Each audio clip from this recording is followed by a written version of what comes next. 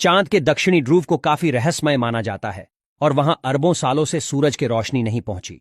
ऐसे ही चांद से जुड़ी 8 बातें जो शायद ही आपको पता हो। नंबर 1, चंद्रमा गोल नहीं है। पूर्णिमा के दिन चंद्रमा बिल्कुल गोल नजर आता है, लेकिन असल में एक उपग्रह के रूप में चंद्रमा किसी गेंद की तरह गोल नहीं है।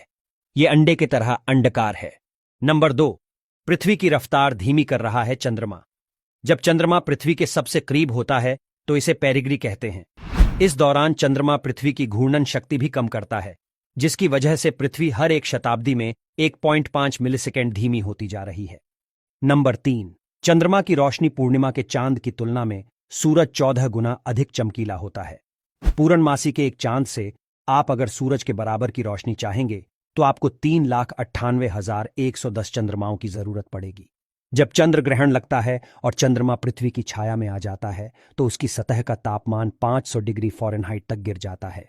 नंबर 4, चांद पर कैसे बने गहरे गड्ढे। इसकी प्रतिक्रिया में चीनी लोग जितना संभव हो उतना शोर मचाते थे। उनका यह भी मानना था कि चांद पर एक मेंढक रहता है जो चांद के गड्ढों में बैठता है, लेकिन चांद पर मौजूद गहरे गड्ढे अब से 4 अरब साल पहले आकाशीय पिंडों की टक्कर से बने हैं।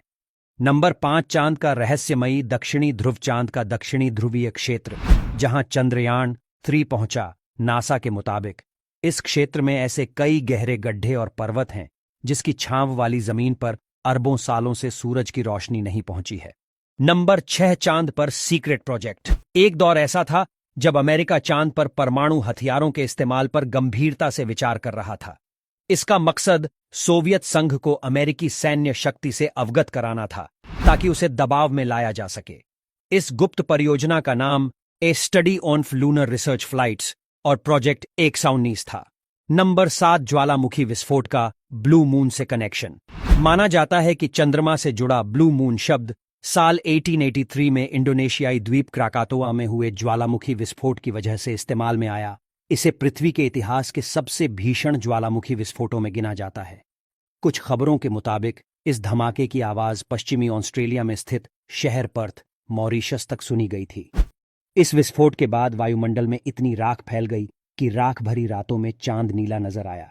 इसके बाद ही इस टर्म की शुरुआत मानी जाती है।